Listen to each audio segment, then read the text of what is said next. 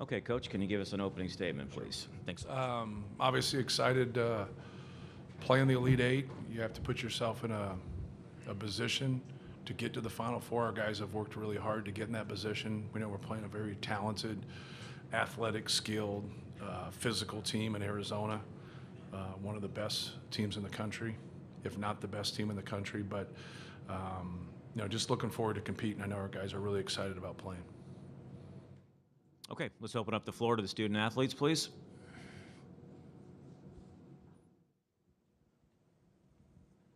Chris Brown, AZ Bandcat Sports. This question's for Oscar.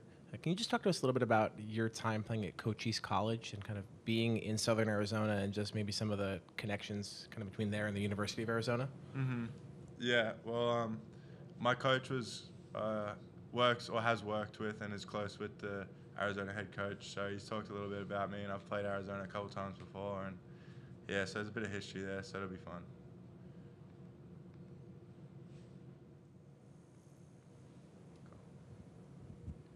Jordan Mendoza, USA Today. I'm curious what you guys did after the game yesterday. Did you guys watch any of Arizona, Arkansas? And I'm sure you guys watched film of it, at least. What did you guys see from trying to, scout Arizona? After the game, obviously, we had to come talk to you guys, so that took up some time. Didn't get to watch much of the game. And then we, as soon as we could, put it on. Obviously, they're a very talented team. They got great front court and back court. They dominate the glass a lot, so trying to keep them off the glass and trying to keep the ball to paint. They got a lot of guys that can drive, score, and create for others. Christian Babcock, Bay Area News Group for Fletcher and Braden. You guys obviously, have played in the national championship. You know what it takes to get all the way there. What has been just the process and the strength of this team and how, you guys as a veteran group have, shepherded this new group now, since Zach went to the NBA all the way back to the Elite Eight?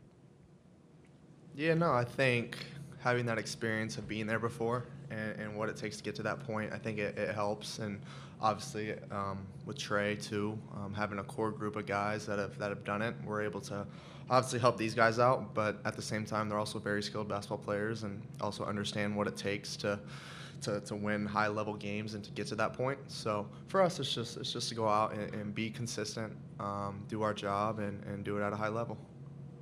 Yeah, just sticking together through the highs and lows and win games, lose games. People got a lot to say, but just letting our guys know that you got to do a lot of little things to win big games and beat good teams. So whether shots are going in or not, making sure everybody's doing their job and playing a consistent full 40 minutes. Jordan Mendoza, USA Today. For Braden and Fletcher, I know every team is different, but do you see any kind of the same characteristics or same traits in this team that you did see in the team that made it to the national title game? I mean, yeah, I would say so.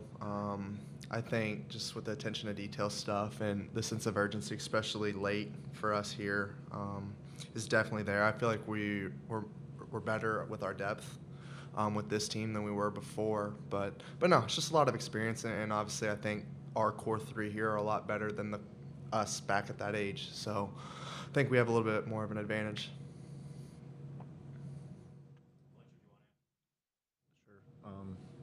Yeah, obviously Zach was really good, and we played around him and played through him a lot. But I think this team can play in a lot of different ways depending on what the other team throws at us, whether it's pressuring defense or trapping defense, whatever it is. We can score in a lot of different ways, and then also we're really good on the glass as well.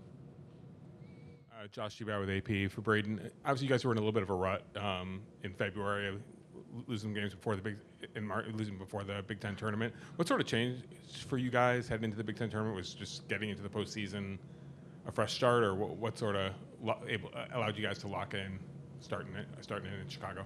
I think the sense of urgency was a lot better for us. Attention to detail, concentration, those type of things. And obviously we weren't the best at that point, but we've got a lot better than where we were. And I think we just cleaned up a lot of different things. And obviously it's tournament time, and you have the understanding that it's win or go home. So obviously the urgency is different, the environment's different, everything's just different. You got to be on top of your stuff, because if not, then you don't get another opportunity or another shot at it. So I think it's just a mixture and combination of those things.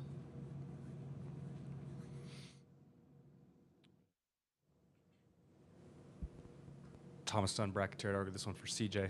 Obviously, back in St. Louis, there was a big question if you'd even be playing right now after what happened in the Miami game. Can you walk us through what the timeline was like in terms of getting to this point and playing last night, and ultimately how much of a decision, if at all, it was in the lead up to the game last night? Yeah, for me, it was just taking it one day at a time. You know, I trust Chad and Dr. Day to make sure that I'm as healthy as I can. I did a lot of rehab and a lot of icing stem to work on my knee and my leg. And I feel like I was in a really good position after practicing the day before the game yesterday that I could play in that game. And I felt like I was 100% in that game, and I'm glad I was able to do that. In the back here, Matt Norlander, CBS Sports.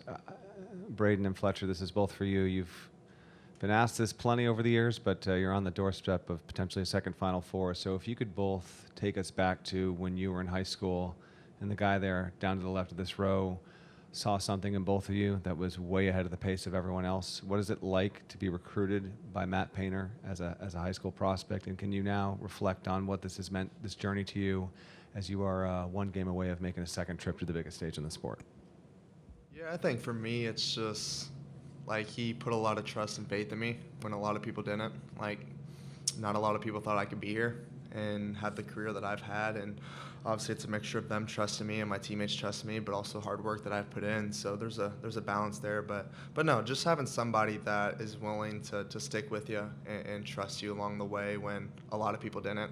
And obviously, I trust myself, and I'm a competitor that way. So obviously, that was always going to be a thing. But to have someone like throw you out there and be like, all right, like go make plays. That's what you do. Like go shoot the ball. Go do those things. And I think for me, that's what you want as a competitor and as an athlete. Like, who wouldn't want that to say go out there and kind of control the game in any way possible? So for me, it's just obviously like it's gone by super quick too, just these 4 years. So being able to experience all the ups and downs and literally everything in between with the group of people here and obviously the coaching staff and just the community at Purdue, which has made it unbelievable for me.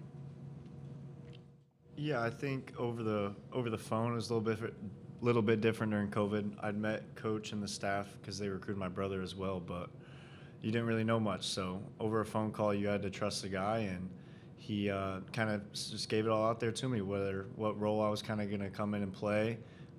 Maybe it was coming off the bench, maybe it was starting, but then throughout the summer, he kind of saw some time to go play, and he obviously put us both in the starting lineup. So for a Hall of Fame coach like him to put the trust in two young kids from Indiana, it's pretty special, but it's a lot of trust that he put into us to go out there and do our job. Oscar, I just wanted to ask you, Purdue has a reputation for great big men, but Arizona has a ton of giant players, basically a lot of size to deal with. What's going to be the challenge of, having so many players to deal with in the front court that are all skilled and can all affect the game physically? Just being coming out, being physical, being ready for 40 minutes, not letting up, not coming out with a soft mentality, just being ready, being physical with them, and just playing tough. Hattie Barghouti with Spartan Daily, San Jose State University. This could be for either of you guys. Just what do you guys need to establish early on, and how important is it to get off to a fast start against an Arizona team that's won 12 straight? Yeah, I feel like with us, I feel like mainly on the defensive end, Coach Painter and all the coaches emphasize communication. And I feel like that's something that we did a really good job at during the Big Ten tournament and also throughout March Madness so far. So I feel like continuing to keep that up. Arizona has a lot of physical bigs, so just being able to match that with Oscar, Daniel, TK, Jack Benner, and then us guards being physical as well. And I feel like the offense will come. I feel like PJ and Sasha do a great job at teaching us everything we need to know. And it's about us executing at the end of the day.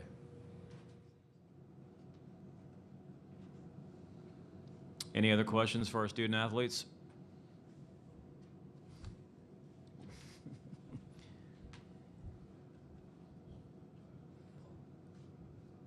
One more time, anybody? Any other questions for our student? Go ahead, right here. Oscar, this is for you. I know we talked a little bit about this yesterday, but I was talking to Omer. He says he got you in chess. Like he has you when you guys match up. What do you think of that?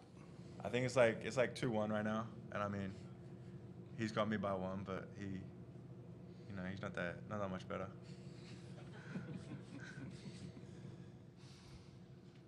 in the back. Lindsay Schnell, The Athletic. To follow up on that, Oscar, do any of the coaches, assistants, support staff, do they ever join you guys in these games? Yeah, they be playing PlayStation with us and doing stuff like that. So yeah.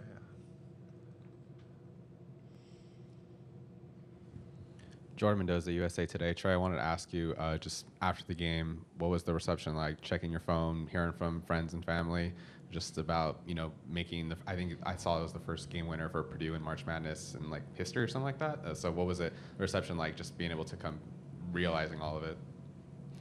Yeah, it's kind of funny, believe it or not. I think I watched the replay twice, and other than that, I called my girlfriend, called my mom, and went to bed. So I really didn't. Yeah, and to be honest with you, I don't know. It's been crazy to see like how many text messages I've gotten, but I'm also not good at responding to people. So I don't know. I went from about 400 messages to about 800 messages overnight, unread. So.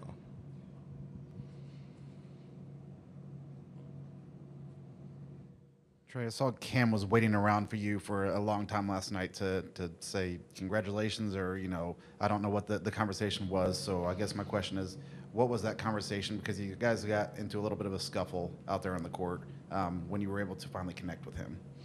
Well, unfortunately, I wasn't. I think he went to go see his family. I was doing media or something else, but no. I mean, it's all love my way, and it's shared. He's a hardworking guy, hardworking player.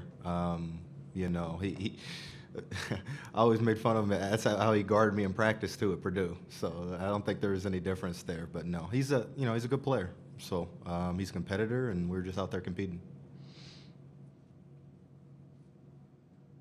Any other questions for our student athletes? Okay, thank you for your time.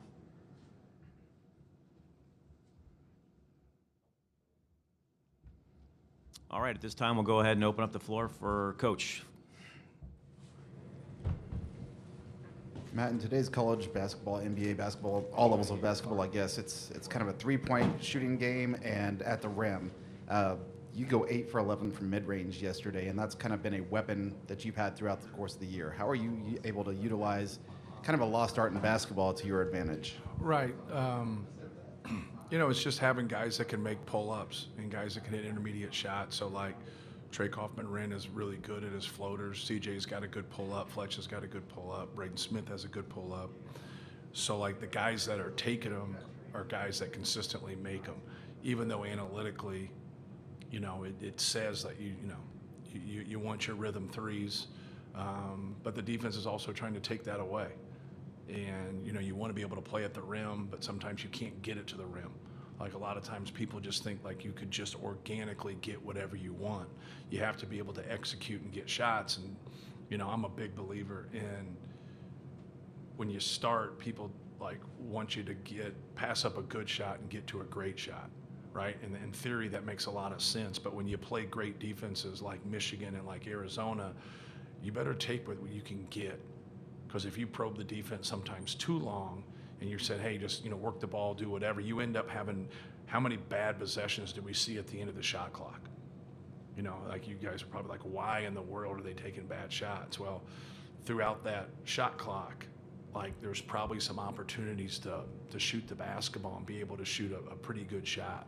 And with that, I always encourage guys to shoot it. And but it has to be something that makes sense. It might not make sense in a game. It's got to make sense through the course of the season. And especially even when some guys struggle at times with certain shots, if they're consistently making them during practices and you've been around them a long time, water is going to find its level and they're going to get to that percentage, that they're normally at. So we just try to encourage our guys to take what they give us. Like, you're going to have more pull-up shots when people play in a drop. You just are, But you don't want to take anything. The only way you should take a tough shot is at the end of a clock if you got guys that can control the ball. And obviously, we got guys that can handle the basketball and pass the basketball. Hey, Coach. Matthew Ho, The Athletic. Just been asking, some of your players just about how they're able to build like that cohesion just off the floor through games and such like that. From a coach's perspective, how do you best kind of facilitate that closeness and cohesion without, like forcing it onto them? Yeah, you just, you have to have a shared passion. If you have talented guys that, they don't love the game of basketball, it's just not going to click that way. You have to have guys that love the game, that sacrifice for the game, and then that respect comes in. When you have everybody in the locker room doing what they're supposed to do and doing their job, but they're also outside of practice, watching extra film, getting in extra shots, having a defined role and taking pride in that defined role. When you have that across the board, now you have a special team, and that's how you have that cohesion. Lindsay Schnell, The Athletic. Matt, Tommy has a long history of going overseas, getting skilled international bigs and turn them into big-time players in America, obviously like dating back to when he was an assistant at Gonzaga. What has stood out to you about how he is able to just keep doing that, even though now everyone's going overseas looking for those guys? Right. Yeah, he's been doing it for a long time, 20 years. And that's a big key is the relationships, the relationships that you have with the decision makers. But if you're constantly doing it, and you're getting face-to-face with people like he has overseas and putting that time in. A lot of times guys they'll try to recruit big-time players overseas, and they're not getting face-to-face. They're not going and talking to their parents. They're not having relationships with international agents, things of that nature. And, when he's been able to do that for a long, long time, and you see the dividends, and now a lot more people are doing it. And sometimes now it gets, with some of these guys, whoever has the most money, because it's just from a professional standpoint. I think he's on the other side of that because he's the one that does have the relationships, but he also has, look what each one of those guys have done, that history. When you have history, it's like when you deal with big guys, like we've thrown the ball inside more than any school the past 10 years of college basketball in the post, and then you'll find big guys out there and they'll say, well, I'm thinking about these 2 or 3 schools, and you'll be like, well, they never throw the ball inside. Like, you know what I mean? And then like you show them the data and they'll still go to those schools. And it's like, then they're unhappy because they don't get the basketball. And so like he can go and do it from an international standpoint and not talk about a couple guys. He can talk about 30 guys. He can talk about 15, elite European players in the Euro League. He can talk about 15 really good NBA players. So when you have that behind you and you have facts behind you in recruiting, it really helps. And sometimes you'll get, you'll miss out. Someone will just have a relationship, or, maybe you're at the end and now somebody has more money or things like that. That's going to happen. But like his track record's pretty impressive. Josh Schubert with Associated Press. Matt, obviously the Big Ten is playing at a pretty high level during this tournament. How did going through that conference season prepare you? And was there a point where you realized that, man, this is even tougher than it typically is for us? Yeah, the talent in our league's very good. I think you're seeing that here in the tournament, like very good.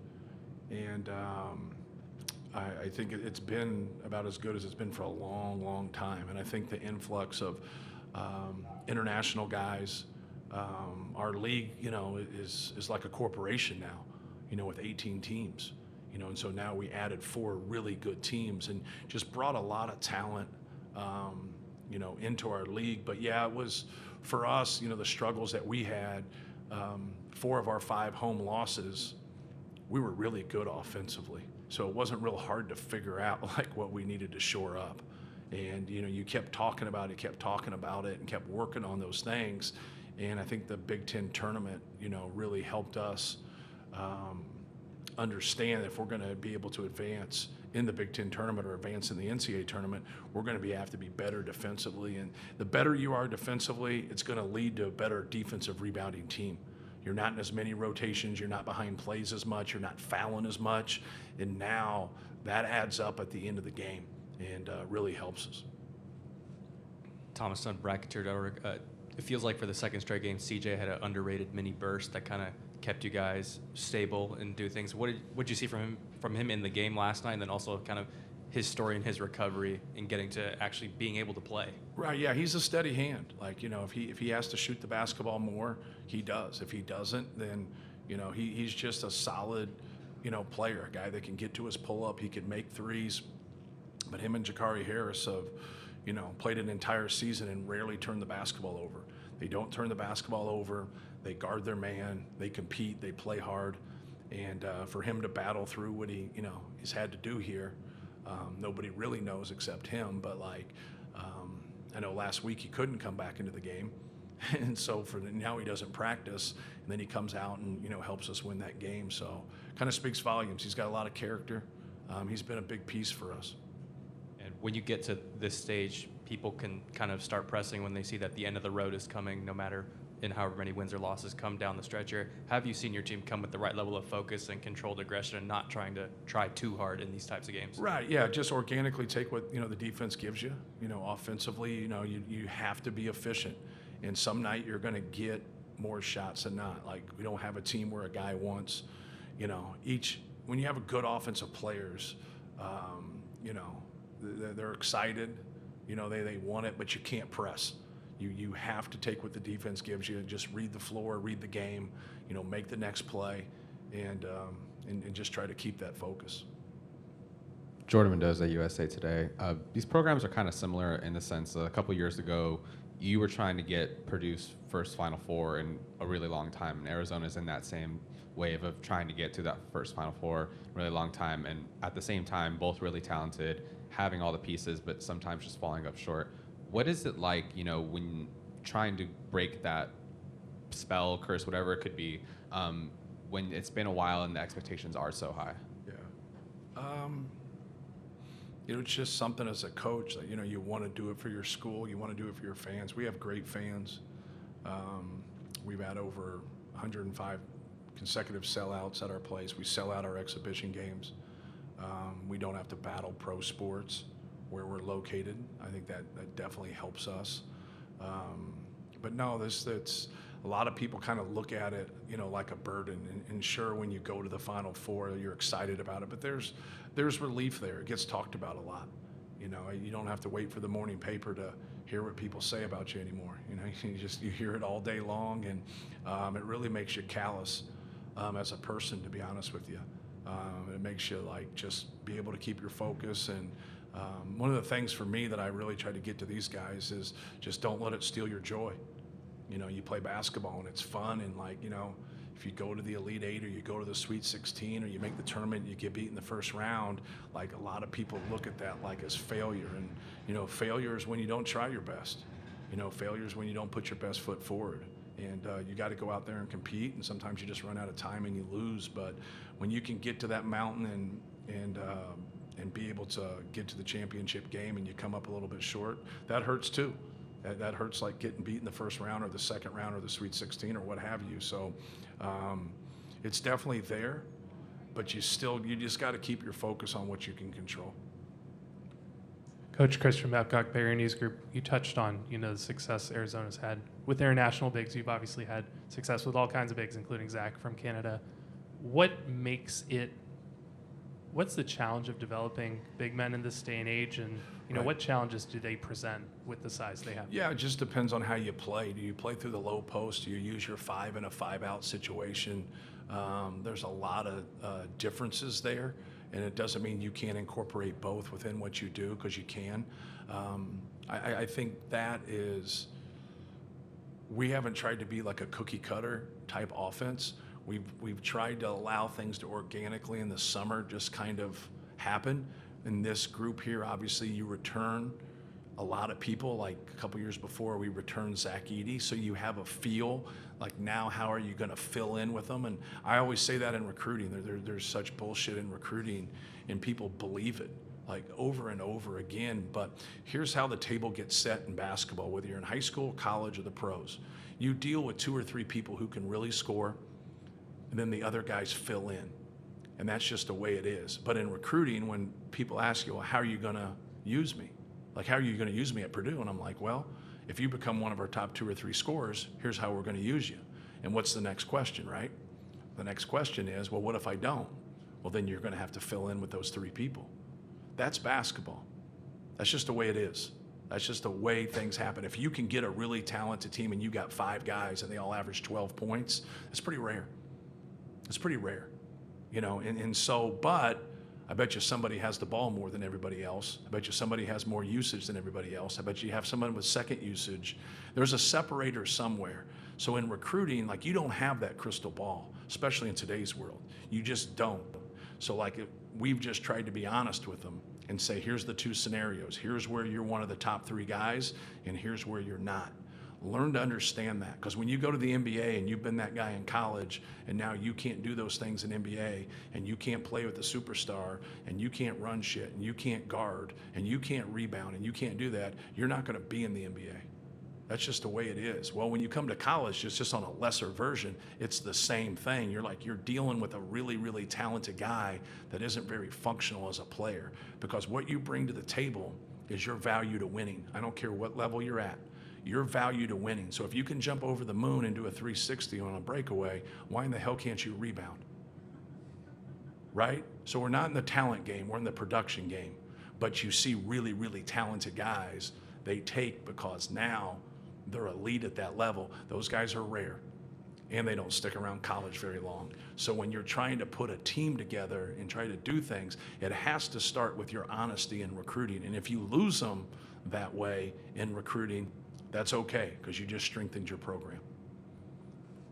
Matt, Colin Harmon from the ABC in Phoenix. When you look at their trio of starting freshmen between Burries and Pete, what specifically jumps out about those two guys?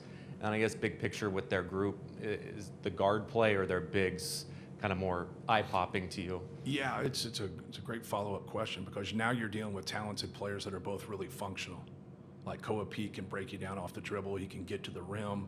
He's strong. He can score around the basket, but he also can pass the basketball, which is rare for somebody with that size and that kind of frame. And Braden Burries is just a killer. Like, he's one of those guys you're shocked when he misses. He's got that extra gear.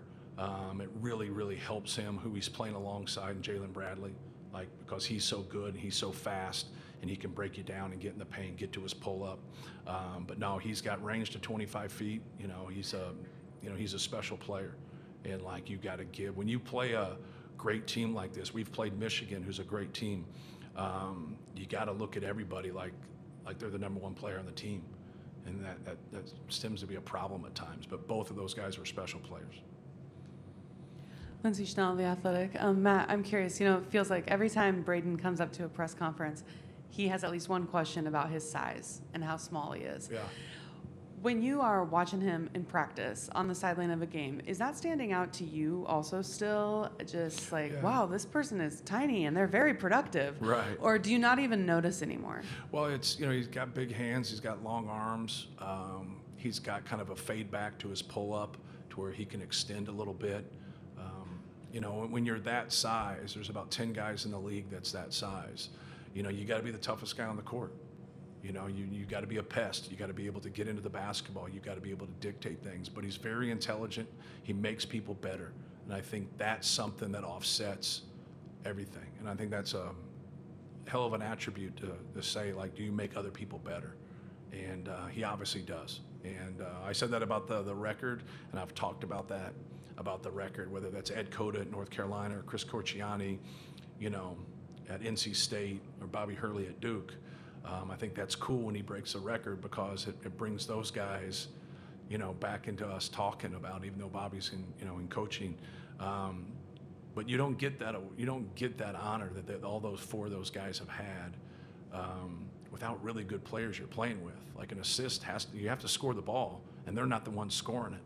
So being setup guys and being able to have those guys, and so it ends up being a team award, and that's what he's about. He's about our team. Even though he's had, more success than most everybody in college basketball, he's still had tough days, and he's always been able to battle it. But I think he battles it through that chip on his shoulder, because he's always been told, just like those other 10 guys in the NBA, that, hey man, at 6 foot, you can't make it. But as long as they believe in it, and that's a big piece of how guys have success, is that they believe in themselves. And he definitely believes in himself. Hadi Barghouti, Spartan Daily, San Jose State. Just with tip-off approaching, what are the key areas you're emphasizing tonight to make sure your team is prepared? Yeah, really the same things when you're playing anybody. You have to be able to take care of the basketball, and you have to be able to rebound. It's just harder against teams like Arizona, with their athleticism, their experience, their quickness, their length, their strength. Like, it's just harder. You know, they've only lost 2 games for a reason. You know, they're a really, really good team. They're well coached. But you got to play to your strengths, just like what they're doing. Like, they're like, hey, let's dominate the glass. Let's take care of the basketball. Let's do what we do. Let's stick together. You know, there's a lot of runs in the game. You know, let's diminish their runs and let's lengthen ours. Jordan Mendoza, USA Today. Arizona gets to the foul line a lot. I mean, yesterday they shot 39 free throws, visibly frustrating Arkansas, not really letting them get any sort of momentum. How do you go about trying to defend a team that is so elite with so much playmaking, but also at the same time, if they're getting to the paint, they're most likely drawing fouls and they're getting to the foul line? Yeah, you know, keeping the ball in front of you, you know, not getting behind plays, and that's hard. Just with what you said is when you have quickness, you know, at not just your point guard position, but at your 2, at your 3, at your 4, you know, you have that positional quickness to where you can drive the basketball and get people behind plays, and now you got help. And when you have to overhelp against teams like that, it's very difficult, and you end up fouling. So trying your best not to turn it over and get quality shots so your defense can get set is first and foremost against, you know, teams of this nature. But then you also have to be physical too without fouling, or they'll just wear you down. And I think you see that in games that they play that are relatively close. You know, you see that like at the end where it's just that spurt and they make it, because that ends up being the difference. You know, they have a 10-0 run at some point and you're like, they won by 11. And you're like, the other team was right there, but that's what they do. They use that one spurt to knock you out. Then they have games where they just manhandle people and they shoot, you know, loads of free throws. And so you got to be physical and not let them get to that point. But that's easier said than done, because when you get behind plays, they're going to get where they want. Okay. We have one question on Zoom. This is Dan. Dan, go ahead, please. Coach, when it comes to teachable moments, kind of on the other side for you, just how this team, this squad, this season, maybe the best thing they've taught you, best lesson learned or moment with them as you head into this game? Well, I think for us, it's probably our failures, you know, in conference play. I think that, you know, the why, I think you have to be honest as a coach. It's not always what you're doing, it's how you're doing it. And, you know, you have to be able to look into, you know, how can we, you know, change? How can we make improvements? And so for us, I thought it was just our presence on the basketball defensively. You're going to have to get in rotations at some point. You just can't live in help and you can't live in rotations. And when you do, especially against teams like a Michigan or like an Arizona, now you don't have great blockout responsibilities. So just the emphasis on those 3 things, and then just trying to stick with that. But we've been much better in that area. But also when we play, like we played against Michigan and we turned it over twice. Like we're just helping our cause. But we have just a regular game and you have 8 turnovers, like we lose that game. 8 turnovers is pretty good against anybody, you know. And so like we've had to be special on the offensive end to get things done at times, and that's okay because like we have a team that can do that. But we all know when you play one of the best teams in the country on defense in Arizona, like, you know, you got to have a balance. You got to be good on the offensive end. You got to be stingy on the defensive end, and you just can't get out rebounded by 10 to 20 rebounds. You just can't. You know, it's just too many possessions to overcome. Coach, thank you so much for your time. Greatly appreciate it. All right, thank you.